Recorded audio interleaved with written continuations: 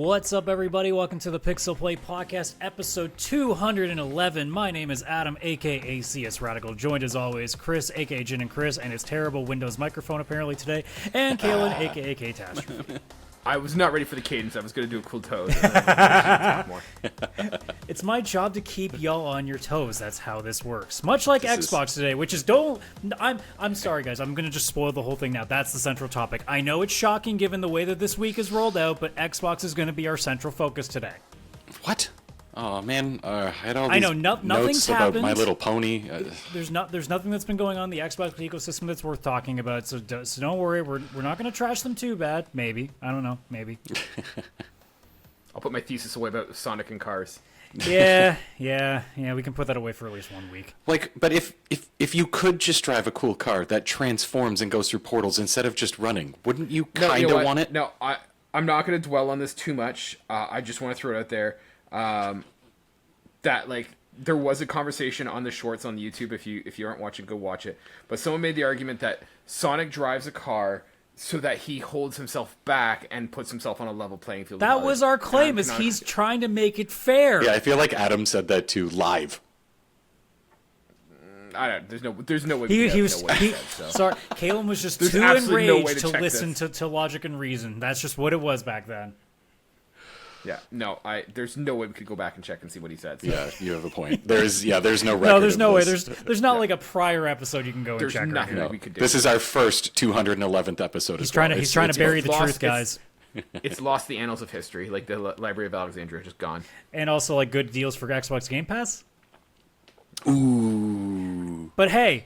We talk about the things that we've been playing first. So you know what would be the funniest thing to do when we're talking about an episode where Xbox is screwing? Let's all talk about a really good game that PlayStation just recently put out. Ghost of Yotei! Are we all playing the same game?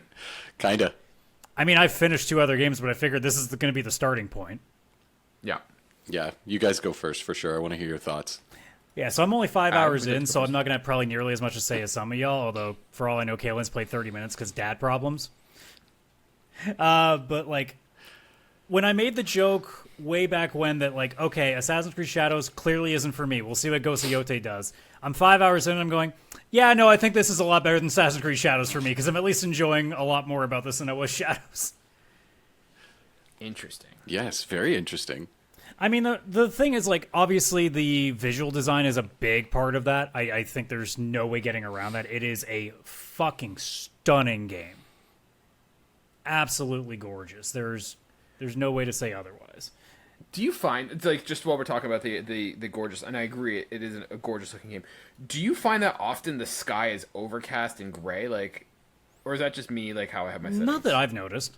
Yeah, I haven't noticed that either, but I think it's kind of randomized and such, weather effects, so you probably just keep getting the bad luck. Yeah, and I mean, I'm also... if you look at this video here and, how it's, overcast and gray, that's what mine looks like most times. It's never clear blue skies and stuff, which... It's fine, but... YouTube, why are you being mean to us on the video version? Come on, play the videos, goddammit. Everything's being rude today. But I'm going to circle around while you're loading this up. I want to talk about, the Assassin's Creed comparison, because, Chris, you played Assassin's Creed Shadows, right? I platinumed Assassin's Creed Shadows. Thank you. I know. I know. What are your thoughts on this? Because for me, I don't know which one is better in the sense, overall, Ghost of Yotei is the better, Japanese historical game of the year. Oh yeah. However, I am about 7 or so hours, maybe 8 hours into Ghost of Yotei. I feel like Assassin's Creed Shadows captures more of the ninja feeling. I find I'm very limited in terms of my mobility. I find it's very cumbersome or not great about sneaking and hiding and climbing and getting that verticality that I'd expect from a ninja. I just feel like I'm playing as a Ronin aspect, and there's not so much of that ghost or that ninja aspect, and I feel Assassin's Creed Shadow does ninja better. Chris, what do you think? I would agree with that. Yeah, this game definitely feels a lot more like Samurai or Ronin. Yeah, Ronin, perfect, actually, the way you described it, compared to the ninja, assassin, any of that kind of stuff.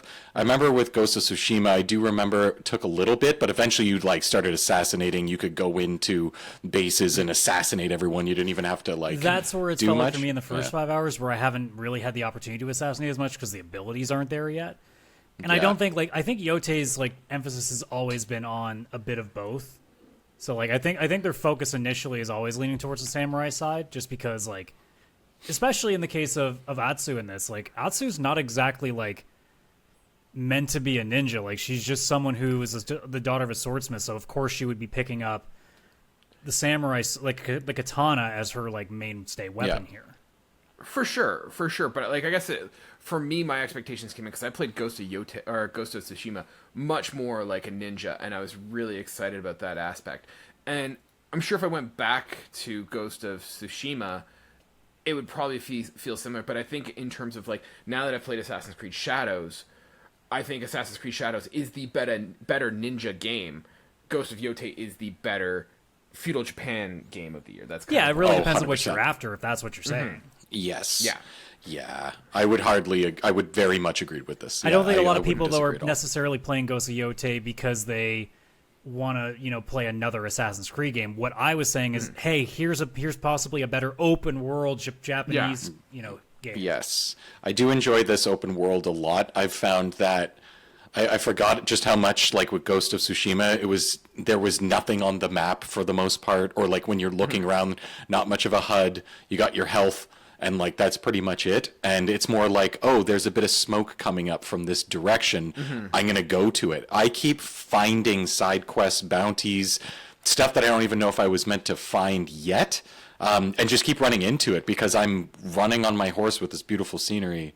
And then it's like, oh, wow, look at that look at the smoke coming up from there. Look at that weird looking tree. That looks very much important, like something's going on there. And almost every time it has I saw been. the dual katana master, and that was straight away. I'm like, okay, we're going straight there. I maybe stopped once. Then I went to the inn, and then I saw the bounty board, and then I have gone on a complete 3-hour journey of something completely aside from actually following the quest line. I am 7 hours in, and I've not even I just got to the plains. Like I've not even started like going after the Oni. I'm just doing I'm at the everything point that else. like the Oni and the Kitsune are like my two options, and I'm like, I'll get to you later. Don't worry. Yeah, I got things to do. Yeah, same. Did you guys go to the top of Mount Yotei? Yes. Yes. The top? Yeah. Yep. Such a cool part. Yeah, beautiful. Also There's- realizing that there is a bonus katana and shrine in there if you're not paying attention when you go up there. Yeah. I found the shrine. I don't remember if I found the katana. Circle around. Yeah, it's literally the entire you circle half of the mountain. It's there. I see. Okay. One thing I'll say also I love about this, fast travel. I don't know if you guys have looked at the map. So good. As soon as you've been fast. somewhere, it's just instantly you can just fast travel there And thank in an God instant. because I love it. as beautiful as that map is, it is slow to go places. Yeah. I do find and tell me if you guys feel this, two things, and it's just come up right now. I don't like the amount of gesture controls that are required. I for wish this. they turned that Yeah. off. Yes. Yeah. I've skipped. I love that you can skip it. I've just been doing. Oh, I didn't I've even been notice the skipping. skip button. Okay, I'm gonna start doing that now. Yeah, just press and hold X or cross. Sorry, cross. Yeah. It's just over the top of how much there is. I don't mind doing the swipe for the breeze and stuff that makes sense, but just having to do it for painting. They and were having definitely to do it for, gimmicking it a lot. making Even the fire. intro, getting through all the painting of the names. I'm like, guys, get on with it. Just put it in a cutscene, please. I don't need to do this. Well, even I think I mentioned it in the Discord chat. This feels like a PlayStation 5 demo. This seems this feels like a launch title in terms of how gimmicky it is. This brings back infamous Second Son, where it's shake the spray can Well, and it use feels the it feels like gestures. somebody up high at Sony was like, guys, we need to remind people that these gimmicks exist on their controllers. Please put this in your game. Yeah. Here's the deal, Sucker Punch. You don't have to make a live service game, but you have a choice: live service or use the gesture controls. Yeah. And to be fair, I'll take the gesture controls over the 100%. live Every time. 100%. Every time. Which is ironic though, because I feel like Ghost of Tsushima had a live service with its DLC aspect, and it was the best part. The multiplayer one was you could have made that into a live service, but yeah. Yeah, never got but around do to we that trust DLC. Oh, Sony with that right now with the way that all their live not service now. projects have gone? No. No. Ghost of Tsushima's DLC was really good. But yeah, I mean, my overall thoughts, the same thing with Tsushima, the story's not really necessarily doing anything for me, although it's still early, but, and the same thing that happened with me with Tsushima is, you get kind of lost in the map until what I'm hoping doesn't happen this time. I've seen that the game can be finished in around, 30 to 40 hours, so that's probably a good sign if I just want to, rush through it a little bit if I start to get a little bored of the open world. But, for what it is right now, I think it might also be a case of I've been so jaded by other open world games that have really taxed my time that this one's feeling like at least a little more interesting, just because there is a bit of variety to the different things you can find, and you're finding it on your own without a map saying, here's the 50 different icons that you need to hit. Yeah, Like, there are things you can mark. Like, you can have the ones you get from, like, buying maps or hearing it from people. But that's the thing is, Spyglass you're also coming works. across them on your own. You're not being shown all of the icons and told, okay, go to that, go to that. You're going and camping, and a person comes up and sits with you and says, oh, hey, did you hear about this? Or you finish clearing a stronghold, and you talk to a soldier and be like, you know, there's a hot spring not far from here you should go to. Like, stuff like that where it feels more like you're on your own naturally like coming across these rather than it being literally just thrown at you. Yeah. Story-wise, I do feel like I prefer Ghost of Tsushima. I kind of liked the story there. And I know like a lot of people didn't, but I found like the interest of like the conflict of like traditional raised as a samurai versus the, you know, effectiveness of being like a ninja and stuff. Like, I thought that was really interesting. I find, you know, Atsu's like quest for revenge kind of boring, generic, and there's not like a lot of like yet. I mean, I'm 7 hours into a 40+ hour game. Like, I don't find that there's a lot of conflict or interesting things that are happening. It's just, oh, do you like, I'm gonna go kill all these people, and it's like, okay, cool. I mean, like, I have a I'm feeling in. that it probably won't be much more than that for two reasons. One, it's based off of a lot of like Japanese samurai films, so there's going to be a bit of that just vengeance, old school feel to it. And I also, let's be real, a lot of AAA games when it comes to storytelling aren't really trying anything of risk anymore. Oh no. So it's almost like, like- you're getting like there was I don't know if it was an article or a Reddit post that I saw recently, I can't remember, but they were talking about how like, don't you guys notice that every Sony game seems to have the same story now? And I'm like, you're not correct, but you're also not wrong in a way. Yeah. Yeah, I just like, for me, a lot of people were talking about the story in this and like how it's better than Ghost of Tsushima. And for me, I like the conflict within, you know, Jin Sakai and like how like, you know, following tradition and honor and like expectations versus, you know, creating your own path and stuff. So Yeah. I also found that the pacing in this one is a little off. Like, it throws a lot at you right at the beginning and then kind of dials back. Like, I don't know. I found like the pacing in the first little bit was like overwhelming. Yeah, I think in it terms of plot how much it's dumps throwing you at in the first hour and then goes, okay, now that we've put all this, now you can go explore the map for 10 hours and actually think about everything. Yeah, for sure. Yeah, I also think that maybe they're trying to do something a little different because, again, the revenge story and everything is or the loss of parent go get revenge is so common that maybe they're like, all right, let's try and do something different. Let's open the game where you're kind of already in it. Like, you're just there. You're just running with it versus the slow But then you're not, because origin. then they also make you like go back and like do flashbacks, and they're like, Yeah. like, ugh. It was almost like, it's like you've progressed a bit in the story and shit's happening, but also let's take a moment to reflect.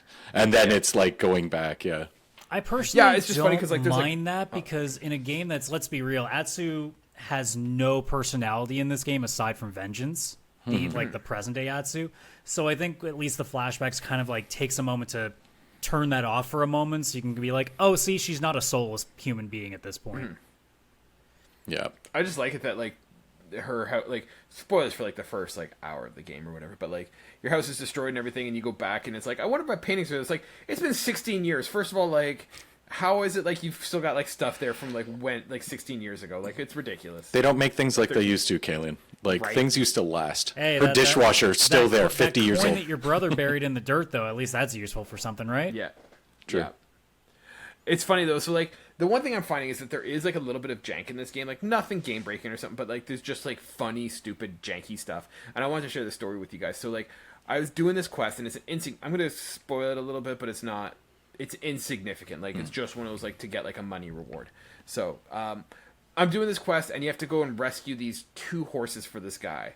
And so you're going along, and you get to this one spot, and it janked out where the guy, like, I got attacked, and one of the horses got moved into like a fire or something like that.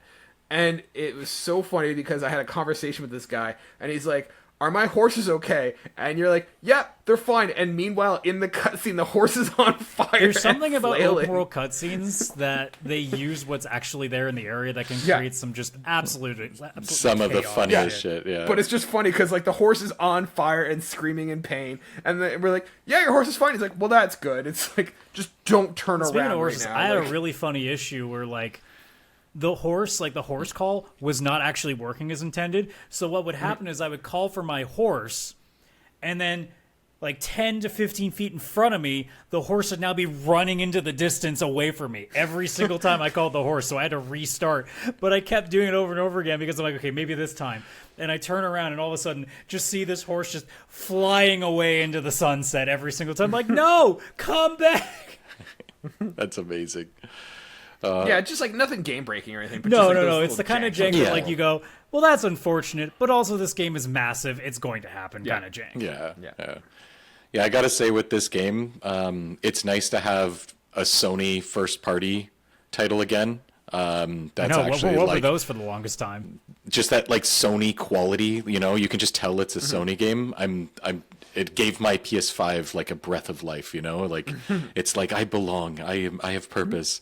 But it's actually been really nice to actually play this type of game again because it has been a while, but also like not a lot of AAA games have been living up to hype as much. Like some of course have, but this is definitely one where even the things that we'll complain about are probably not that bad, and it's like this is still like an actual great game that like we all got it for day one, and like none of us are like, wow, what a waste of money or anything like that. Yeah, right? like even me with how I quit Tsushima halfway in, like as soon as I started playing Yote, I'm like, yeah, this is what I remember liking about Tsushima. I just eventually got bored of it. And so I'm in the same boat of like, I like this game a lot. It's just a matter of am I going to like it enough to want to finish it, which is going to be the difference between this and Tsushima. Have either of you been to a hot springs yet? Yes. Oh yeah. The butt shot's back, baby. I was so I know. happy about that. Maybe I was that's like, why yes. I'm not hearing nearly as much hate about it, because a lot of the incels out there are like, oh, never mind, girl ass. I guess it's not that woke. Yeah, because Jin, you got his ass shot as he went in there back in Tsushima, so it was like, I need to go back good. and rewatch that cutscene. I need to compare. I don't know whose has got the better ass, because it's really hard for me as a bisexual man to tell. Honestly, I didn't see much of a difference. I think they were both quite well Wouldn't it be really detailed and funny if great. they just reuse the same ass textures? I mean, to be fair, a butt's a butt. A butt's a butt, right? Like, Sir, as a bisexual man, there is a difference between most men and women butts. Okay, calm down. Fair. Okay. fair. But yeah, the butt shot's back. I was like, this is a tradition, and I hope there's a trilogy of these games, and the butt shot is back for the third one. Because if there isn't, there will be riots. Well, okay, but this time it's gonna be wolf butt. So we got to get the furry community involved too. That's it. That's all that's left. I was just thinking, like Chris, you said it's been so long since we've had like a Sony first party exclusive, and like one that I've been hyped for. Like I can't remember the last time one of these came out. Like, Yeah, for me, I think it's Astrobot. Like, I guess Astrobot would be that, and that was like a year ago. a year. So it's like once a year we get this like nice Sony present. The year before that would have been Spider-Man 2, October, I think, also 2023. Yeah. So it's like, yeah, one game a year, which sucks. But I mean, all three of them have delivered. If you take Spider-Man 2, Astrobot, and this, different games, but all deliver quite well.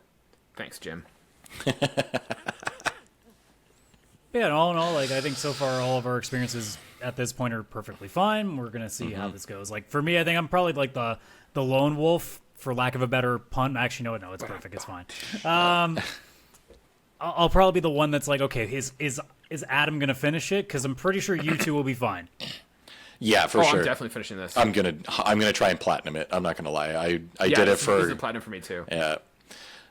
It's also, is this the first time in a very long time the three of us are all playing the same game at the same time? I think this might be the first time. Well, I'm sorry, Kaylan, but if you don't want to play JRPGs, there's nothing we can help you with, okay? I played Final Fantasy. That's true. Let's be real. I don't 33. even think Chris and I would call them JRPGs anymore. Final Fantasy 16, that may have been one we were all playing at the same time. That would have been very No, close. I don't think we played at the same time. Okay, I think that was okay, probably- I sorry. think Adam Let's was playing at rephrase different the time. question then, because that might be true. When's the last time, or if it's even happened, that we've all been playing the same game and actually like it? Kingdom Hearts 3. Fair. You know what? You're I right. think I Helldivers totally might have forgot been about the that. Oh, Helldivers. Yeah, Helldivers. Yeah, Another Helldivers Sony is one. probably Look at the last that. Yeah. Well, I mean, it sure shit isn't Xbox at this point, is it? Yeah. But hey, I'm predating myself. We gotta calm down here. We still got some other stuff to talk about. Before I get into my stuff, is there anything that you guys have been playing otherwise that you want to talk about? Yes, obviously. But Kaylan, please go. I heard you. I have to say. have played a whole 5 minutes of Metal Gear Solid Delta. I Good got it for from you. the library.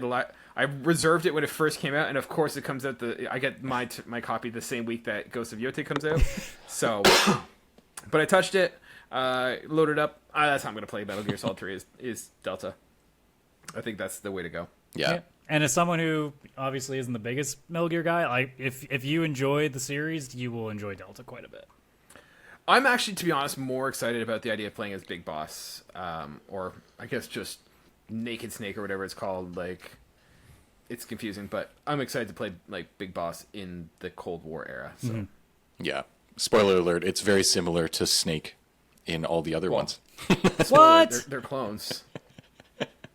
No, they're les enfants terribles. Come on, man. Oh, Jesus. of course. Of course.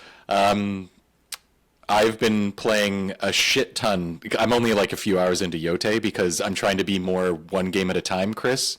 I'm trying to be more like you guys.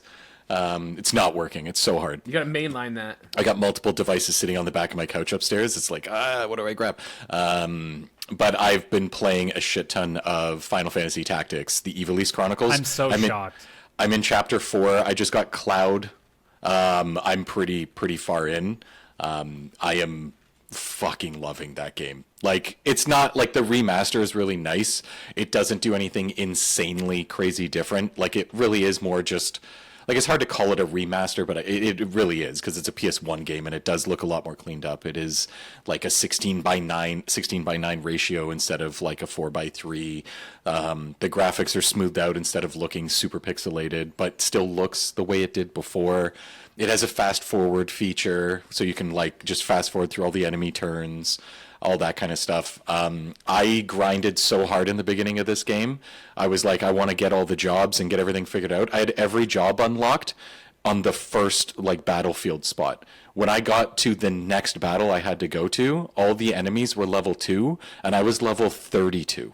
I was so overpowered because when you do random battles, the enemies stay your level, so you can constantly like have a challenge, which is nice. But the story-related bosses or See, you're or misunderstanding. fights, You weren't over-leveled. You were playing the game correctly. I was playing the game correctly because I got my ass handed to me back in the PS1 days.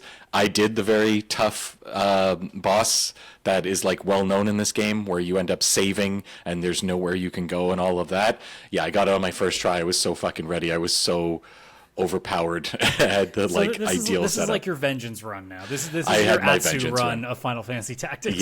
Yes. I myself was hurt by this game 28 years ago or whatever it is, and now I'm here to get my revenge. The game is so good, though. Like, it's definitely worth every dollar if you're into this type of game. The story is amazing. They've added so many different unlockables that kind of happen in the game. Because there was the PSP version of this, which this doesn't have all those cinematics and stuff like that. However, in the menu, you get this like encyclopedia that you keep kind of updating and you can go through. And it walks through the entire story of the game. It's got all of the videos from that War of the Lions version. You can actually watch them all if you want to see all the scenes you've been through. You can rewatch them as a video, and they use those scenes, which was kind of cool. All the voice acting makes this game so good. I can't tell, like, back then, obviously, there was no voice acting. The voice acting has changed this game completely for me. The voice actors are so good in it, and it's, like, very, like, Game of Thrones-y British. Like, they're putting their full, like, heart into it. And in fact, Dice Dark, Adam, I don't know if you remember who that is. Kaylan, you definitely know who Dice Dark is. Obviously, it's Rams's older, somewhat evil brother. Yeah, everyone knows that. He's voiced by Ben Starr, so Clive from Final Fantasy 16. So your evil, like, wants to be king brother is being voiced by Clive, and he's doing such a good job. And I was like, yes, he needs to be in every Final Fantasy game. This guy is Final Fantasy. I wonder how many games are going to see like how well the voice acting is being received from games like this and Expedition 33 and going, you know what, maybe we just need to stop hiring Americans for a little while. Yeah, I genuinely think that is. The amount of effort they're putting into some of these lines, it's like, this is like a old PS1 game, and the voice acting here is better than so many games I have played recently. Like, I don't get why this is so good, but yeah, oops. But yeah, the game is amazing. It's so much fun if you like this style of game, a tactics game. It truly is great. The remaster is amazing. You can play the original or the remastered version. They're both available right from the main menu. I obviously did the remastered version with the voice acting, the fast forward, and all that kind of stuff. But yeah, I highly suggest to give this a go for anybody who's into any of the tactics style RPGs, whether it be triangle strategy, newer, or like all the way back to one of the originals with this. Yeah, it's definitely something I'm going to be keeping my eye on. Oh yeah, and runs fabulous on the Steam Deck. My goodness. I'm so shocked. Like, that seems like the game that's kind of designed for it. Oh yeah, apparently it's selling very well on the Switch, and I'm like not shocked. Who would have guessed? So, Adam, what are you playing? I was going to say, is that all you guys got? All right, well, I'll finish up. I finished up Trails in the Sky first chapter, so that's finally done. I won't add too much else because I've pretty much got most of it out of the way. But I will say that, like, when we do our end year awards, this game will not be included, even though it probably would make my top 3. And the reason is this game largely is unchanged from the original, minus the graphics and just improvements to the combat. So unlike, say, like a Final Fantasy VII Remake, where it does drastically change the entirety of the game, I'm not going to just rate it because I don't think it's fair to put a game that I already think is really, really fucking good up against games that now have a huge chance. I'm not going to Jeff Keighley this with Elden Ring like they did for the Shadow of the Erd Tree. I'm not doing this shit for our own awards because that would make me look like quite the hypocrite. So, well, also ours have integrity, so right.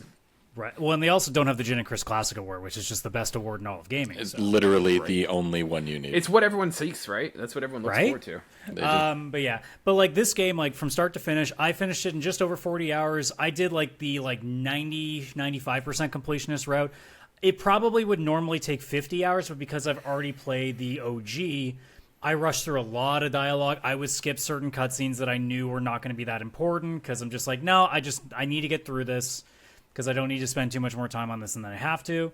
But they do everything extremely well. Like I've said before, the more anime nature they're taking with the current games works very well for this story in particular because there's a lot of comedy and a lot of like wacky characters. Like Chris, you know the game well enough to know that Olivier, characters like Dorothy, they all like go very well with the idea of like you put anime facial expressions on them to really like over accentuate how stupid they can be at times. It does all that very well. And of course, if anybody who's played the original game, the final cutscene of the game with full-on voice acting is just as fucking sad to watch as it was in the OG without it. So it does everything well. It's great to know that they're already working on the sequel to it. I'm assuming they're going to do the entire trilogy. They don't necessarily have to do the third game because the third game's kind of this weird aside game to it. Like, Chris, you haven't played Second Chapter yet. Second Chapter is the end of this storyline that the first game does. The third game is kind of this weird, like, side story and also, like, tying up a bunch of little loose ends here and there that lead into the next arc. But, like, it's not nearly as important. But I assume they'll just keep going. Like, I would be shocked if they aren't just doing the entire 3 games and then going on to the other arc that was also a PSP initially, or a PC. Like, the same sort of, like, top-down, like, old PlayStation 1 looking game. I guess kind of like Tactics in a way with the way that the graphic design was for those games. But yeah, like, this game is tremendous. If you have never played a Trails game, now this is the actual starting point. Now that they've started the first game, this is the point to start in. And since they are going to continue on with it, it's like the easiest thing to get into. They aren't nearly as long as some of the newer games can be. This one, like I said, you can even rush it and get it done in 30 if you really don't want to go over the top with it. But, like, if you've heard a lot about this series as a whole, because if you're on the JRPG subreddit, for example, this game gets brought up a lot when people are looking for hidden gems or something they haven't played before. So if you've been hearing the story and the legend of this series, here's your entry point. Go for it. Heck yeah. And then lastly, Chris, you'll be because I think you're the one that introduced me to this. I've been also playing as a side game because I can't just play one game at a time when I don't have to. I have been low-key just chilling out when I need to with Discounty. Yes. Nice. Which is basically cozy supermarket simulator game. Yeah. Oh my goodness. And I fucking adore this game. Yeah, it's very, very... I haven't played it yet, but the amount I've looked into it and watched stuff on it, it's like, I need this. I'm just holding myself back. Yep. And like for those who are unknown of what this is, basically it's almost like any Stardew Valley, Harvest Moon, whatever game. You move to a place and your aunt owns a supermarket chain that is open in this really small town. It's your job to try and revitalize it, get to know the townspeople. There is some story stuff that I haven't quite gotten through yet, because I don't know how deep I am in this. I'm almost 20 hours into this game, and I don't even feel like I've scratched the surface, because I'm, like, taking my time with this, because it's letting me. And I'm just like, no, I'm just going to fucking just chill out, sell some shit, and be happy with it, and not question the fact that cheese is 49 coins compared to a whole head of lettuce, which is 10. I'm not gonna ask questions about the prices here. But, yeah, like, the only thing that's been kind of getting me is just how like my OCD of wanting to keep this clean is not going as well as I want it to right away. And I'm sure this is as you get further and further into the game where you unlock new shelves to put stuff in, you unlock more items to kind of help with certain, getting customers to buy stuff faster, getting them to move faster. There's all these little things that I think as time goes on will make things a lot more fluid. But at times, especially now, my storeroom has no organization possible in it because there's just so many items. There's no way to organize it in the way that I want it to. And there's a part of my brain that is very upset about it because I want it to look perfect. Minecraft doesn't give me issues like this. Other games that are like this don't give me this kind of problem. And this one is like, no, you can try to organize this in the back. If you want to stock everything well, you aren't. Just make it work the best you can. And there's a part of my brain that is almost insulted by that. But, like, otherwise, like, it's everything you want out of a cozy game. It's just very easy to vibe into. Currently, the gameplay that I'm showing on screen for those watching the video version, you don't always have to type in the numbers. Eventually, there is an upgrade for a scanner version that takes some of that away, so you don't have to get near. I remembered all the prices, though, by the time that I got the scanner. I was almost kind of sad, because I'm like, no, now I got to learn a new system. I already had everything down pat. I even had an Excel spreadsheet showing all the prices in case I need to remember. But, everything with that goes very, very well. The only criticism I think I'd give it is I think the time goes by too fast. There are times where, like, I want to just spend a little extra time, or even to have a pause thing, like, after the day is done in terms of, like, you selling product, I wish that it would allow you to just, like, either pause the timer or that the timer towards the end of the night lessens a little bit, because when I'm trying to like organize everything and get everything restocked before the morning, I don't feel like I have enough time sometimes, or I'm like I'm really pressed against it, and it's like I could use just a little bit more, or like if I could walk a little bit faster, and it might just be the controls are a little clunky, like grabbing stuff and putting it down. Sometimes you don't do the right thing you want to do, so you end up like spending extra time like fidgeting trying to click the right thing you want, like little things like that. But like it's nothing to make me go like, oh, this game is terrible. It's just like small little tweaks here and there that like would make this perfect, but it's not quite where it needs to be. But it's also an indie game, so I don't expect it to be that. But as a cozy game, it is fucking solid. This looks awesome. This looks like something right up Jen's alley. Yeah, Jenny Bezos would kill for this. Oh, I know. This is Jenny Bezos in a nutshell. It does look so good. I got it. I can't wait to get it eventually. There's a demo for it, so I'm going to download it and let her try it and see. Nice. I would be stunned if she doesn't like it. So she's picky though with games. That's the problem with her. She has specific taste. Well, I mean, there is like a big block of cheese, kind of like what Skyrim has. So that's a gateway right there. It's true. True. Or show her Redfall, and then anything you show her after that. No, so like the thing that might be is like the art style for her. She's a little picky on that. But did I ever tell you that she played Assassin's Creed Unity? And her favorite part of it was running her store. Like you got that little market thing that you have to run. Like I'm the not little surprised. Club. That was her favorite part. She's like, I don't really want to go in Assassin's Creed. I feel like this Discounty is just literally like the game she's wanted. So her. Yeah.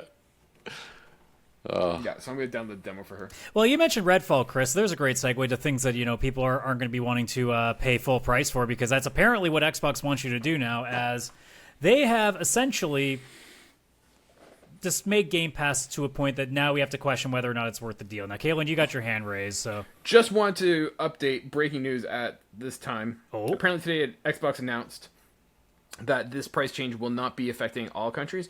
Countries like South Korea, Ireland, Germany, there's like a bunch in like Europe and Asia who will not be impacted by this for the foreseeable future. They're basically pausing it indefinitely. US, UK still impacted. Canada, unknown because nobody knows where to find us. that makes me question things even more. Okay. Because I don't. I think it just adds to the thing of like I don't know specifically what their goal is at this point. Yeah. I think it has to do, and I've not read super deep into it, but I think it has to do with regions and like laws is kind of in that aspect. Like I think there's like regional laws that kind of supersede their ability to do the increase. Well, the increase, yeah, like the increase that we currently just broke is one thing. I just mean like their decisions in general, especially with this overall raise as is. Because like, look, we've had this conversation before that Game Pass is a really good deal. At some point, they're going to have to up the price so that it gets to a point that seems to make more sense. Sure. A 50% raise is not how you do that.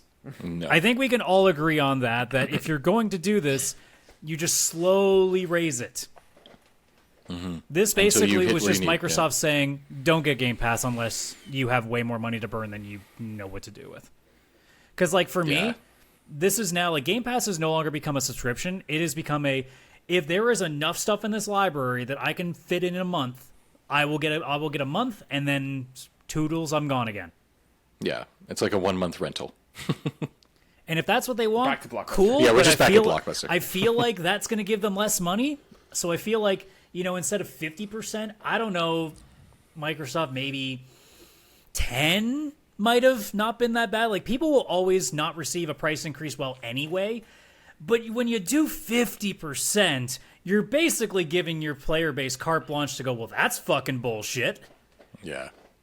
Oh, 100%. It is a very big jump that usually subscription services don't do. Not to mention that, like, we've been talking for a while, Xbox for the longest time was not making it even worthwhile to begin with, so that the second that it's finally like, okay, they're actually putting some good stuff consistently again, now the price gets jacked. And it's like, well, now it doesn't matter that they're starting to have a bit of a consistent library, because now the price is so high that we can't justify the month. Like, if it had just been a couple of bucks here and there, like, sure, like, we could probably go like, oh, it's better now. Okay, you know what? $3 to $5 increase? Yeah, that, you know what? I'm not nearly as opposed to that. But literally 50% of like, no, like, this is now becoming if you really want the game that badly, buy it. Yeah, so I'm going to touch on that for a second, but circling back to what you said, like, it wasn't worth it for the while, and they've just started releasing the new games. Like, that's true, but they also shot themselves in the foot in that you don't need to have Xbox to play the newest games. Like, hey, you want to play, Doom the Dark Age, you want to play Avowed, you want to play, Expedition, well, that wasn't exclusive, but, like, you want to play any, like, Xbox exclusive, cool. There's a PlayStation, like, it's on PlayStation, and it's a weird choice to do because PlayStation is leading in terms of like the number one console right now, and so despite their best efforts not to. But like, it's one of those things where it's like you had it right there that you could say, hey, these games are exclusive to Game Pass, or they're exclusive to Xbox. You can buy the ecosystem or just have Game Pass and use it that way. Like, the only benefit of having Game Pass was that it was cost effective, and the question that we were kind of asking ourselves is like, are we going to continue using it? And for me, it's not worth it. Like, the way I play games, like, I play one game at a time, and I typically now granted, I'm in a weird position right now because, like, I've got more time to game than I usually do, but, like, I typically take 6 weeks to play a game. Yeah, like, in your normal situation, even at its default price before this, Game Pass was still a pretty rough option for you.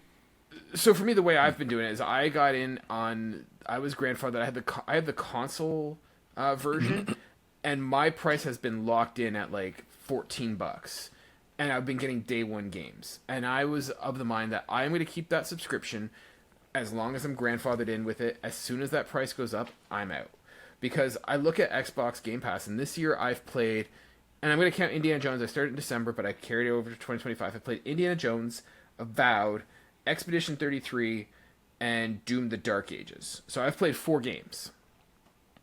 That's probably the most Xbox games I've played in 1 year. Oh, yeah. And so for me, if I did, let's say, call it call it $70 or $80 a game. I have spent a total of probably about $270 in like if I was buying every game brand new day one. Yes, you're almost like having that by having Game Pass at $14.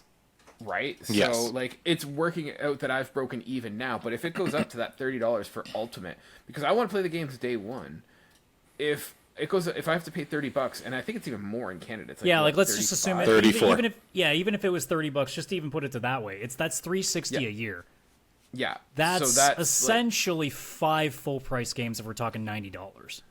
That I can't get on PlayStation, and Yeah. PlayStation is my default ecosystem. Like, I've got a massive collection of PlayStation games that I like to collect, and if I'm gonna do it, I'm gonna add to my PlayStation collection. I don't want to start an Xbox collection. So for me, it's like, why would I keep Game Pass? And I mean, and in my situation, it's not even PlayStation; it's PC now. Like everything's getting released on PC anyway. And if the goal for Microsoft is to get you to buy the games directly from their store, why would I do that? Because if I try to play this on PC, Steam is there, Epic's there, and all the different gaming storefronts for PC are there that will have a deal before they likely will. So what is the purpose? The reason that Game Pass was working for me, it's because I could play those and not have to buy them outright, but I was timed. So I had to make sure I got it in a certain amount of time, and I would just use it every month, and half the time wouldn't even play anything on it. So they were getting free money from me in the same way that a lot of people after New Year's give people, gyms free membership money that way. So like, I feel like I don't even know if their goal is to get you to buy the games or if they're just trying to like price match based on how much money they've been spending on games that they've been putting on Game Pass. That's kind of robbed them of that money and trying to like flip it a little bit either way. But like, no matter what the solution is or what the reasoning is for them, I still look at it as a customer and go, I have a PC now. I don't need to buy anything on your storefront. Yeah. And if you're a PlayStation owner, unless like they suddenly pull back some of the day ones again, there's no reason for you. If you own both consoles, it's pretty obvious which one you're sticking to right now until Sony shoots themselves in the foot and again probably does something stupid with their pricing, but who knows? Well, here's the thing. Would you buy a game on Xbox, like, on the Xbox storefront? Because, like, I don't know. Like, they're not, like, they keep saying that they're committed to, like, the ecosystem, they're committed to the thing, but, like, you got retailers pulling Xboxes out of their stores, like, you've got them raising the price of Game Pass. Like, does it show signs of a healthy ecosystem that, like, you would put money? Because, like, if they shut it down, like, what's to say that you get to keep your library, right? I mean, I don't know if we can make a case that Xbox has been a healthy ecosystem for quite some time now, because every time we think that they finally settled into a groove, they change course again. I don't like, this is the nature of a shareholder present company where, and especially with a company like, I mean, Sony's no different. Sony is a bunch of different departments, but like, but they're at least doing but they're well, also in like, Japan, which tend to also focus a little bit on stuff, whereas America focuses on one thing, and that's money. So the problem is when you have a company that is based in the States and is a shareholder-driven company, they don't really care where the money comes from or how. So every time Xbox, and it could not even be Phil Spencer's fault, it could not be like the main people at Xbox's fault, it could just be people even higher up just saying, we don't care. But every time that it seems like they have a good idea, something happens to completely take 3 steps back in response. And I don't know if that's Xbox themselves, if it's Microsoft, if it's shareholders, could be a collection of everything. I don't know necessarily who to point the finger at, but at the end of the day, every time they make a good choice, they make a much worse choice in response and just undo all of the damage they've corrected. It's hard to say what it is, apart from something greed. Yeah, I have a theory for sure, because it came out that the amount of sales that they lost last year having Black Ops 6 on Game Pass instead of just selling it was 300 million potential Xbox like game sales, and I think it was even higher because like 83% of all sales for Black Ops 6 were on the PlayStation 5. Now I don't know if that includes PC or not. I'm not sure if that was only consoles, but still that's a very, very high number that favors PlayStation. And what's coming out in a couple weeks, right? You've got Black Ops 7 coming out, as well as a handheld that apparently will play, Black Ops 7 quite well, for now at least. So I have a feeling that all of this is just shareholders and like, look at the money we lost. We have another Call of Duty coming out. Something needs to change. So they're either overcompensating with Game Pass prices, hoping fine people will stay and they'll make more money off of, Call of Duty and stuff that way, or they'll be like, you know what, we'll put it up here. Maybe a lot of people will leave, but they're going to go now buy Call of Duty instead of use Game Pass, and we'll get the money from there instead because they know that game's going to sell like crazy. I think that's very rich from them too, to if that's truly the case, because like that, I did see that story about the 300 million that they were losing off of Call of Duty. Whether this is an Xbox executive or a shareholder or whoever the fuck, I don't really care. This program, Xbox Game Pass, has been a thing for almost 8.5 years. Mm-hmm. You have that data already. Yeah. So you can say, well, we lost 300 million because of this. Yeah. What about the prior Call of Duty? It was probably the same thing. What about the one before that? What about the one before that? You've known for years about this. And you have not done anything to counter that. Not with Call of Duty, and they've also not really released games till this year. No, so but in games in general, like, sure. But like any game in general that they've put on day one on that, they know. Like, any Halo, any game, like Indiana Jones, all of these, they've known the amount of money that they keep leaving off the table when it launches on Game Pass rather than being just a full price game. They fucking know. What is happening, at least in my eyes, is it's again, as I've said so many times when it comes to shareholder-driven companies, it's a bunch of fucking rich nitwits who have no knowledge of the actual company itself, of the industry that it's part of. Just looking at numbers on a sheet and going, fix this. Yeah. That is it. There is. Make it go higher. I don't know if I can ever come up with an actual sensible reason why they're doing this that isn't just some piece of shit millionaire, possibly billionaire asshole going, I'm poor. Fix that. I think it's that they saw those numbers because they have to. It's a publicly traded company, so they're gonna be like, all right, how much did we lose? How do we gain? How's Game Pass doing? Like Call of Duty was added there for the first time. How much did we make on Game Pass having it there? Because I think they thought the subscription numbers were gonna go through the roof, and they didn't. Like the subscription kind of is like at its plateau. I think the amount of people that were on it, and it did not jump up with Black Ops 6. So they probably just only lost. Yes, shareholders saw 300 million. They don't know the industry. They don't give a crap about anything. All they saw was the loss of $300 million. Yeah, and I'm sure it's mattered so much because if you look at the stock price for the last year, it's been so bad in the last few months for them. Oh, no. Yeah. Oh, no, they have so much money. But again, publicly traded companies, sucks. That's how they go. The people that engage in these things have no knowledge of industry. Yes, we know. Yeah, and it's about making the shareholders happy more than customers, at least. I wouldn't even say companies. It's about customers aren't even like their line. It's like they're not even thinking about stuff that would make the company make more money. It's just what do we do to shut the fuck up these shareholders for another month, for another quarter, and it's like. I don't know if anybody really cares all that much about wrestling when it comes to the show, but like WWE, since being owned by TKO, which is the UFC guys, they keep making stupid decisions left and right that it's like, dude, like, I don't know if you understand that there are certain things that if you want the company to make money, doing really stupid shit, like getting people really upset that you're taking like main shows and putting them in Saudi fucking Arabia for blood money is not going to solve the problem.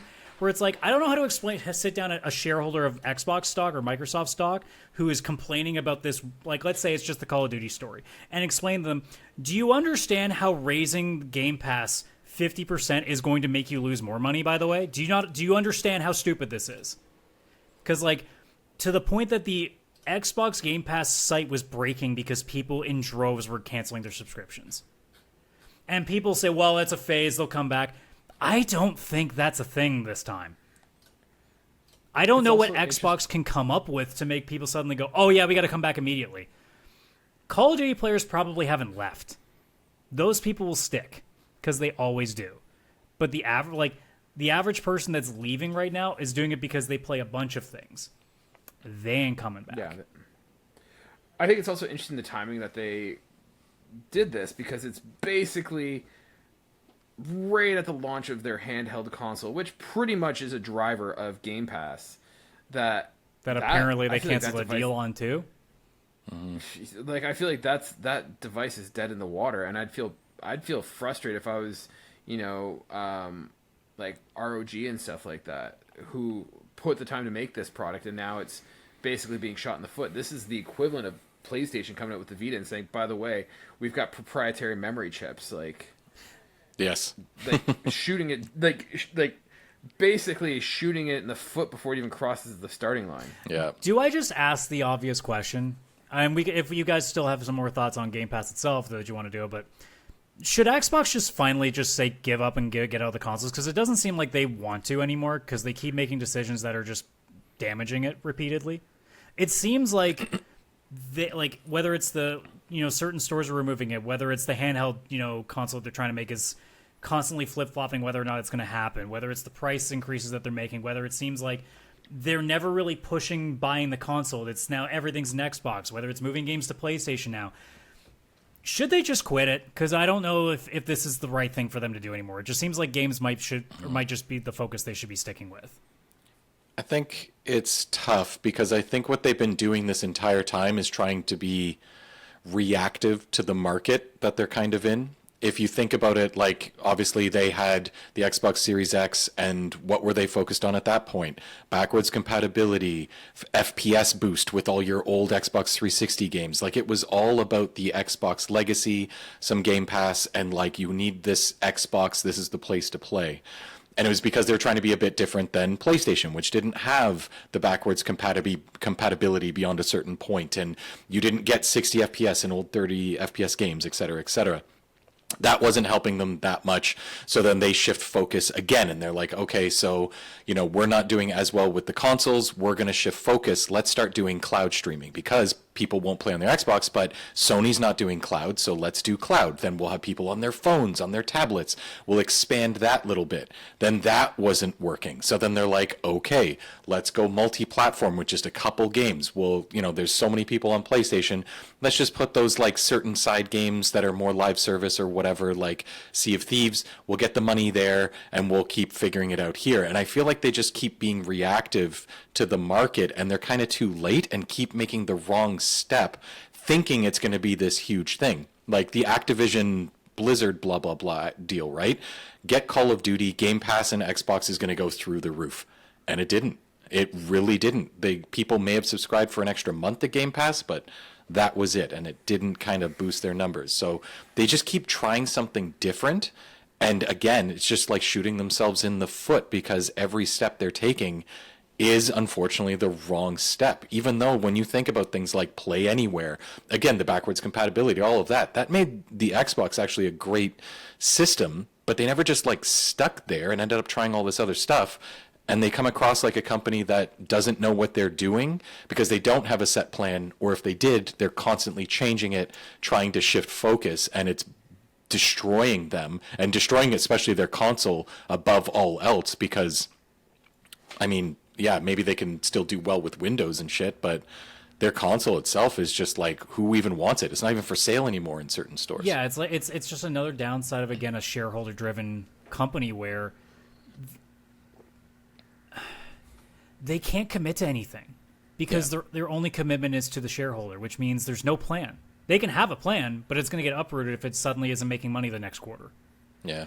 And it's causing a very obvious discrepancy. PlayStation is just, they made a bunch of dumb decisions at one thing, but they stuck to the one concept they had, and it failed them. And now they've started to rewrite that with the live service changes that they're now making and trying to hopefully get out of that, at least to the extent that they were trying to. Xbox just seems like every quarter they do something different because they have to. And the reason why, say a company like Capcom or a company like Square Enix, to its detriment, obviously is not doing the best that it could, but as a game company, your only focus is making games that people will buy. You're not worrying about console sales, you're not worrying about subscriptions, you're not worrying about all that stuff, unless you're Ubisoft and you apparently think that you deserve that too, and now it's on Xbox. And that's clearly made the Game Pass increase so much more worth it, because now Ubisoft Plus is on it. But for them specifically, it may just be a case that there's nothing that they can do to fix it, because in the situation that they are as a publicly traded company, that there's no way, unless you finally just get an owner that just doesn't care about what the shareholders want, say, sure, sell it. I don't care. Sell the stock. Fuck it. We'll make it work in the end, because we'll be right when this is all said and done. But not in this kind of an economy is that ever going to happen, because that almighty dollar seems to ruin everything. But it just seems like a case of they, like, if the most I think they could commit to something is maybe a year, and that's maybe even stretching it now, because it seems like it's at most 6 months before they have to do an about face and completely like shit on everything they've worked towards. Yeah. It's pretty brutal. Like, if they had just stuck the course with console and had a ton of great first-party games come out, they may have actually had a chance against Sony in the long run. Maybe not right at first, but by now... perfect path with, like, a steady stream of whether it was... I'm like, we're not saying Game of the Year level games. Like, South of Midnight, you know, games like that, they weren't going to pull the needle in one direction, but it's another game to add to the library. And you just keep stacking and keep stacking. There was a point between, what was it, like April and July, where it was just constant, here's something else, here's something else. Well, and that PR is gone, because now all we're talking about is how they've royally been anti-consumer all of a sudden. Yeah. Well, that's what happened with PlayStation. PlayStation 3, when it came out, was a failure, and, you know, no one was buying it. You know, it wasn't the lead game. Like, games were not optimized for it. Like, it was the second tier game. And you know what they did? They just kept making games, right? They made Uncharted. They made... oh my god, I'm like brain fart. It's like Infamous. They kept making more Resistance. Yeah, they just kept making Killzone. more and more games, and eventually it got to the point where it's like, hey, you know, we're 4 or 5 years into the console, but look at this library that they have. Yeah, there's a significant difference between PS3 2 years in and PS3 4 years in. Like, it's just, it's the thing of when you stay the course, when you say, no, we know what we're doing, we just need to do a slight change here and there, let's stick with it, it'll work out. Yeah, and I think Chris nailed it on the head. I think it's just a lack of focus and jumping from guardrail to guardrail. Yep. What I see the options for Xbox is they have to decide what they want to be. Do they want to be a marketplace, or do they want to be a publisher? And they can't really do both. No. Right? So I can see them I see them getting out of the console market. I don't see Xbox sticking around. I can see some iteration to, you know, cater to the console gamers like myself, but I see where they're going is that they want to be a PC storefront. Like, if we find out that the Series X is the last console they'll ever release, and like Game Pass might just be their only quote unquote front for their games, I would not be shocked at this point. I could see like them making like a Game Pass box where there's no disc drive, there's no there's nothing physical in it. It's just a streaming box. I can see that. Kind of like what a Fire Stick is. Yeah. I think we were talking about this like either last year or the year before. Like, that was a rumor for a while. Well, it's what the Stadia was, right? Yeah. Like, that's, I kind of see what they go. Like, I see them wanting to compete with Steam. That's who I see. I see they see the Steam, like the Steam era, like what they're doing. Good luck. You know, GOG and stuff. But I mean, it makes sense. They're a PC company. That's what they do, right? This is their bread and butter. And one thing that they have that Steam doesn't is Game Pass, right? And if you look at the pricing for the PC thing, it's not egregious compared to everything else. Like, it's really the consoles that are getting screwed over. The PC side is pretty reasonable, because how much is it for PC? In the US, it's $16 for Game Pass, which includes day one and everything. Yeah. Right? Like, that's not a bad deal. Like $16 for all those games is a great idea. So, like, that's how I think they can start capturing the market and start getting people to build libraries and stuff. Yeah. If I was to say, like, double down on that, like, just make it that, like, start competing with Steam and just making that era, like, go there and make Game Pass an option, but also have people buy their games from you and just become the default one.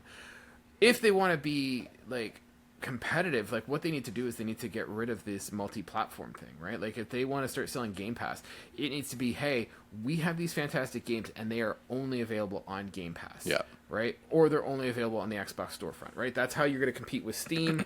You offer Game Pass so people can try games, they buy games. But what you also do is you can have it where it's like, yeah, you want to buy 1 month? Sure. $35. You get Steam, you get Game Pass for 1 month, all access. Or you can buy a yearly membership, and it's going to work out to, $20, $15 a month. Because what you guys have both said is, hey, I'm going to rent it for a month, and then I'm going to dip. Well, they're not recuperating their costs, because... No.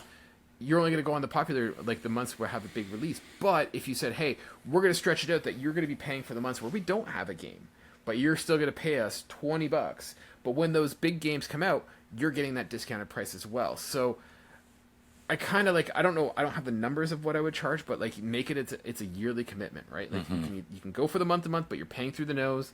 Or, I mean, heck, you make Game Pass, I mean, that's what companies $40. used to do. There used to be an annual option. Yes. But then they realized that, distance, people will just get that because it saves them money, and it just, like, we can nickel and dime them further. Like, it's always the case of, like, okay, the greed takes over again. Yeah. I don't know. Like, that's what they need to do. Or they decide, screw it, we're just going to be a publisher. Get rid of Game Pass, get rid of all this stuff, and just start, like, you've got a whole library of, developers. Just start getting to push out amazing games and just say, hey, we just make games now. We are Sega. Yeah. Like, cool. I almost even want to Xbox tinfoil is hat and say maybe that's the end goal, and they're just trying to slowly push people out so they can look at this and see, the numbers are saying that it's not working, so we need to get out. Because let's assume that they want to just be a storefront. I don't think raising the prices 50% is a good way to start that. No, not a good way to start. So it, no. if it's that, well then that's just somebody's really stupid. And if it's what I could go full conspiracy on and just being like they're trying to get out of the market, they just need to show something to people in numerical format that here's the reason why we need to get out of it. This is how you start that process. Because let's assume that maybe there's another 2 or 3 years left in this console life cycle, if even that. You make this change now. 2 years from now, you can say, see, like, no one, like, our subscriptions keep going down. It's not working no matter what game we put onto it. Maybe we just get rid of the storefront. We just focus on publishing games again. Yeah. I see a third option. If I'm putting tinfoil hat, I see a third option. Going back to what I'm suggesting is they raise these prices and then come back in a month or two and say, hey, we heard you. We understand this too much. We're going to keep the pricing as is, but we're going to decrease the price on long-term enrollment, right? Like, people aren't going to fall for that. I mean, some will, but I don't. I think the damage has been done for quite some time now. Yeah, it's tough. In the same way that, but I do see what he's getting. I think in the same way that live service has become a sour note to a lot of gamers, I think Xbox is finally it's finally at the point this was the last straw for a lot of people. I've seen different reactions from certain YouTube personalities from different places. IGN put a goddamn article called "This Xbox generation will be remembered for one thing: greed." Yeah. IGN. Yeah, I watched that video twice. That's where I know, like, okay, this definitely hit some people differently.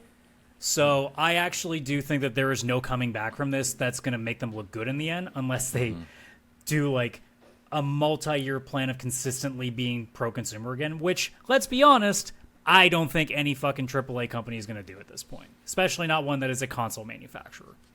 Yeah. I think that also, Kaylan, your point about them going PC, I think that does hold a lot of possibility, because if you think about it, the new handheld is not a console handheld. It's not a Switch. It's not a Vita. It is a Windows PC, and that's the way they went. And the rumor of their next console is, in fact, just a PC that will have different power tiers that you would just hook up under your TV. And this new Xbox full screen experience that's on ROG Allies, they're going to work on that to make it work on the TV. So it's basically you're just turning on a computer below your TV and you're just instantly in that Xbox store, able to move around and do other stuff with the controller. But like that's kind of the theory as well that's going around, or the rumors, and I could see that, right? If they want to make money, they push the amount of Windows being sold on devices. They get money every time Windows is on a device. They make money from that. It's not like SteamOS, which actually doesn't charge to have it. It's kind of like you can have it for free. It's just a version of Linux, no cost, but Windows doesn't do that. And that's why if there's a SteamOS device or a Windows device, they're about $100 or so difference.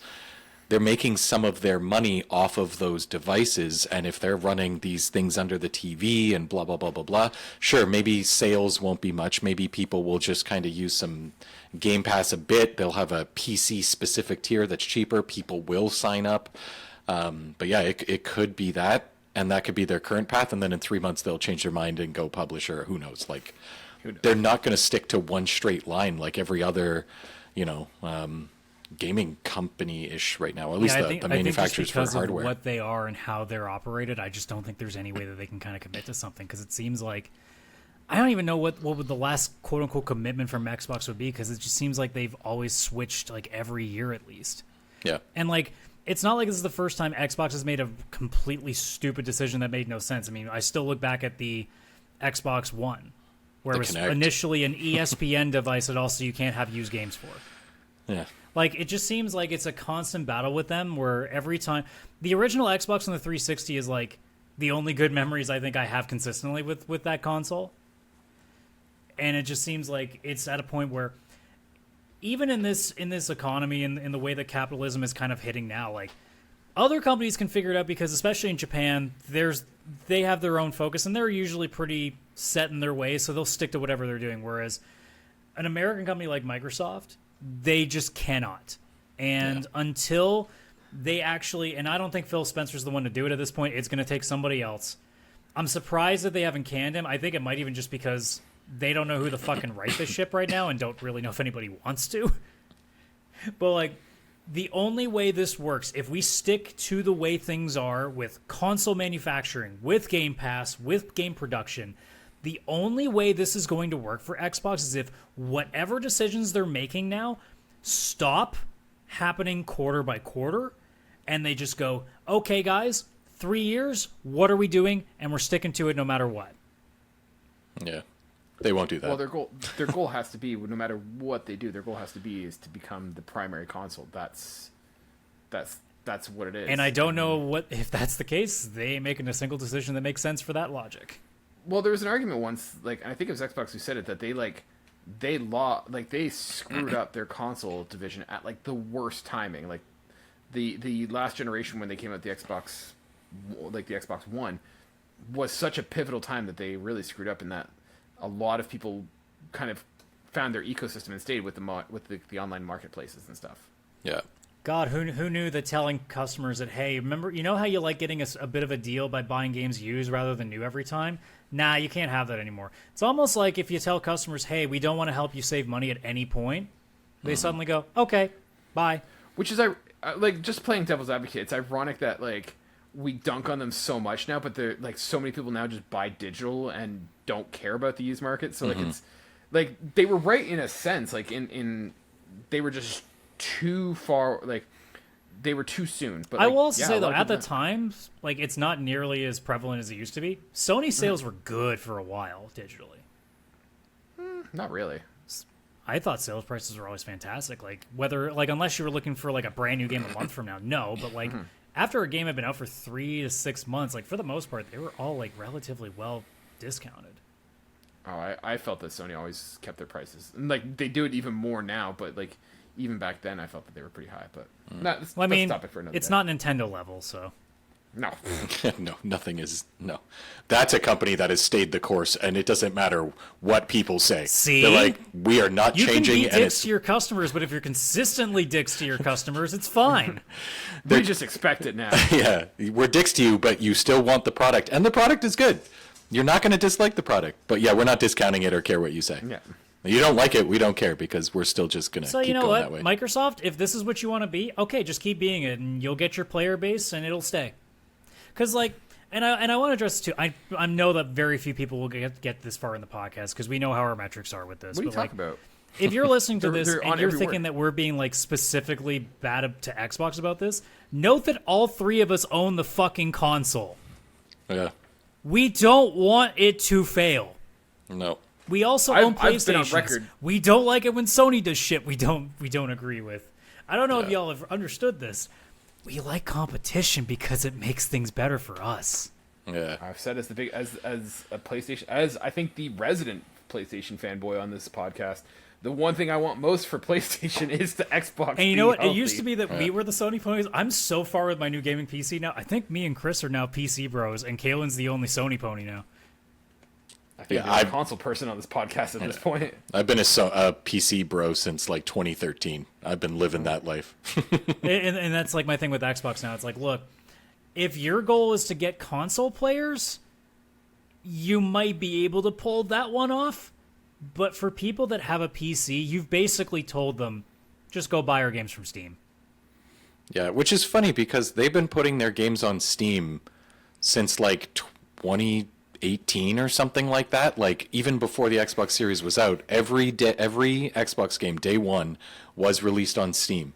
whether it was Halo, Well, that's whether it because was no one Gears. wants to buy anything on the Windows Store. Yeah, that was just like the two markets didn't overlap, but now those markets are quite getting closer and closer and closer, right? And yeah, that could be another reason that it bit them in the butt, because who's gonna, like, I only go on the Xbox app on my PC when it's a Game Pass game, because I don't have to buy it on Steam. There's no way in hell I would ever buy a game on the Xbox app on my PC when Steam exists, and that is just so much better and like has so many more features and like cloud saves and everything, like just so much great stuff that while sure that would work on the PC side of Xbox, it doesn't work on the console side, and you need like a certain subscription that might only apply to one if you want to access your saves.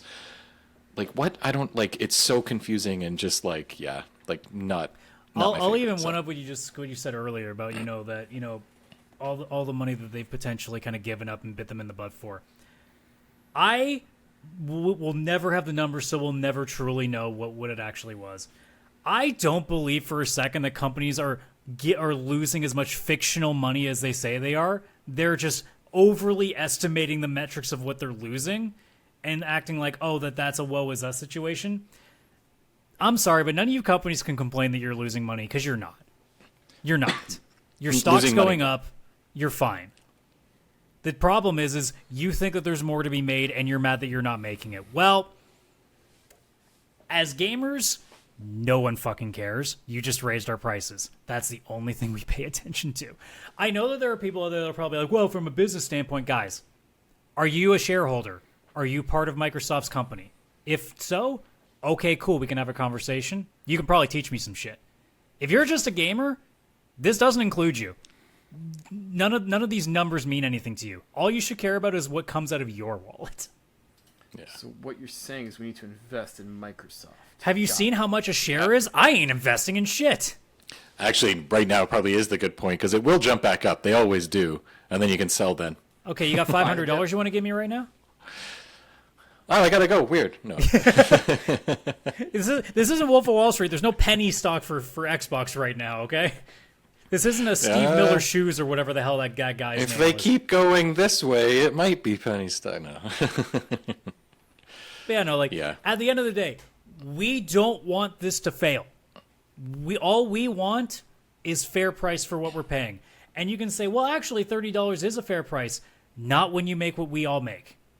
You want to solve that problem? Yeah. We can also, that's a whole other conversation. But like, to the average person, raising $10, $15 a month, that's a lot to some people now.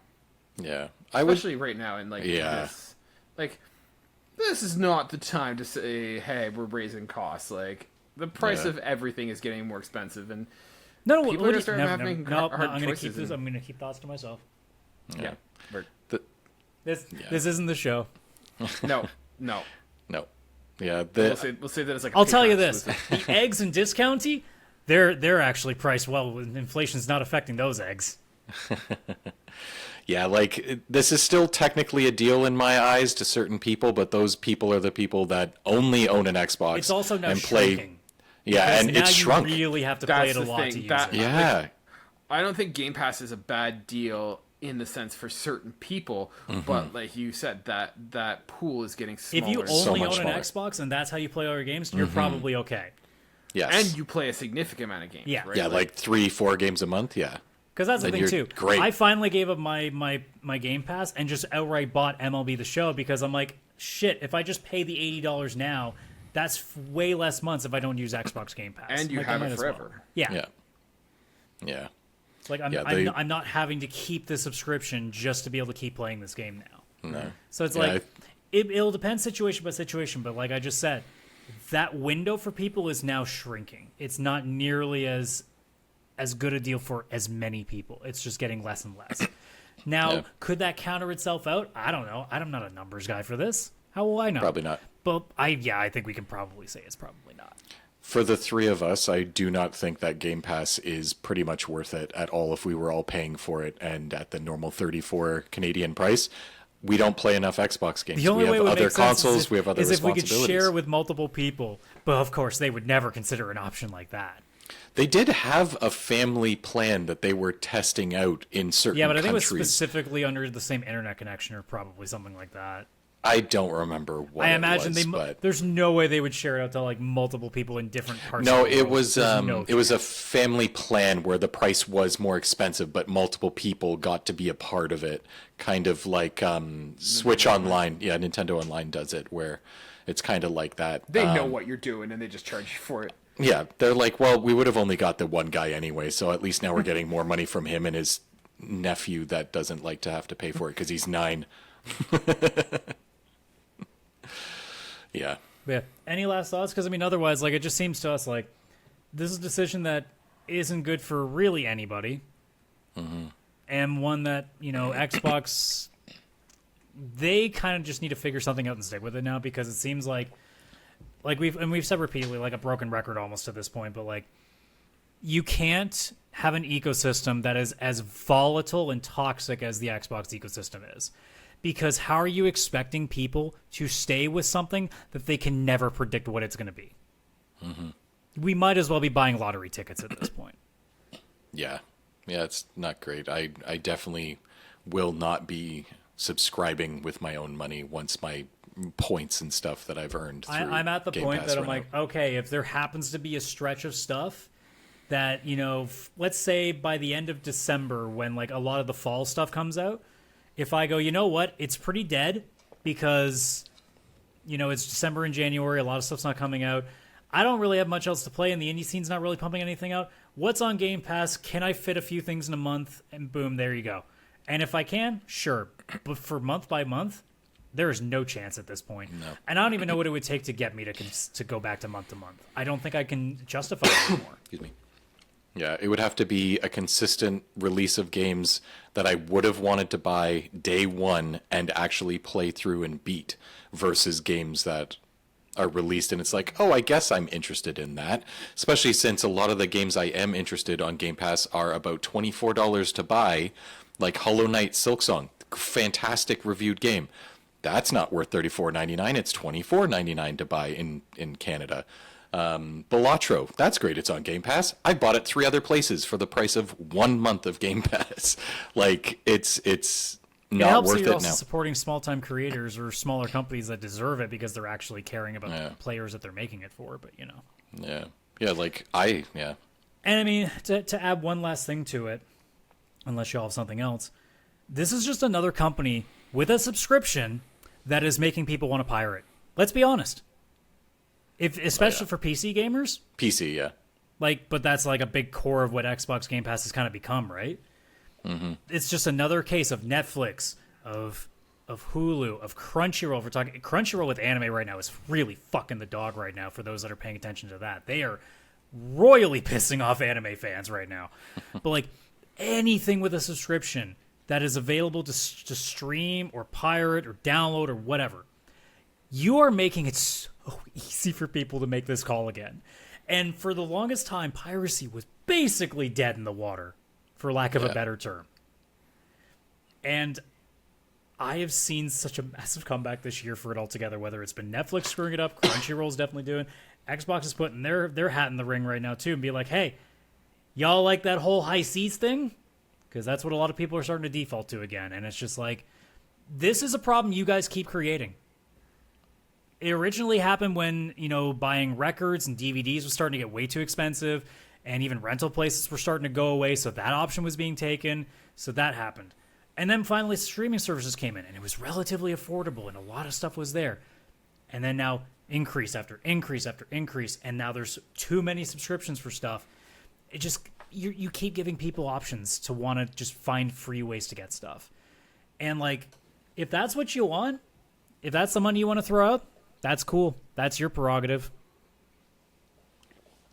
Yeah, I think that's why they've made the PC Game Pass still only like 16 US, because they know that's exactly what will happen if the PC players have to also go with Ultimate. I don't see a PC player paying 30 US.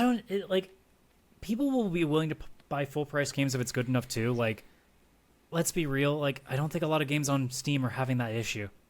No, like they added Hogwarts Legacy the day of this Game Pass announcement, and it's like, no, but we added Hogwarts Legacy on Steam. Hogwarts Legacy was 80% off at 16 Canadian dollars. Okay. I already own it on PlayStation. I was glad to buy it there day one. That was like a day one game for me. But like at that point, it'd be like, if I didn't already have this by now, I think I'll just buy Hogwarts Legacy for like a really good price and have it forever. Yeah. So, I mean, reality is, I'll just piss off the Xbox fanboys one more time. Well, I guess we can just agree that we're not going to go play Xbox anymore and go enjoy Ghost of Yotei on our PlayStation, where all the gamers should be. Yeah.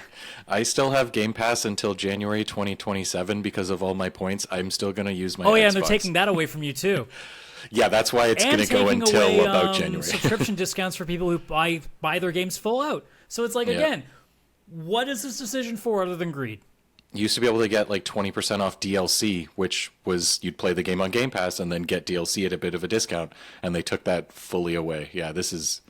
Honestly, we could, like, by the end of this year, who knows, maybe we'll be able to literally have an entire episode be like, here's all the things that you've lost in the last, like, 4 months. Yeah, who knows what the Game Pass will be like at the end of the year, because I genuinely have no idea. Like, the amount of changes that may happen. Xbox is going to change its logo from green to blue. It's going to confuse everyone. Like, well, no, it's going to be crazy. you got to be careful, because if we make even slight changes, a lot of people are going to get mad about it, just like they did the Cracker Barrel logo. But at this point, to make one last segue, the only thing you're losing as you're watching the show is an hour, 20 minutes of your time. So we thank you for that. So you know the drill here. On YouTube, like the video, subscribe to the channel for more content. If you're listening on any audio platform, Spotify, Apple Podcasts, Google Podcast, if you can give us a rating, please do so. Otherwise, share with all your friends. We do appreciate any new viewers that we get here. Also, Linktree, linktr.ee/pixelplay podcast, link to our socials, link to our TikTok where we post a lot of our shorts there, along with YouTube, link to our Discord. Come hang out with us, shoot the breeze, and we can talk about how Xbox is just hurting all of us. You know, we'll have a good campfire and bond together. Yeah. But alas, that is it for this episode, guys. Thank you so much for checking us out. So, enjoy the rest of your day, wherever you may be. Take care. Bye-bye for now.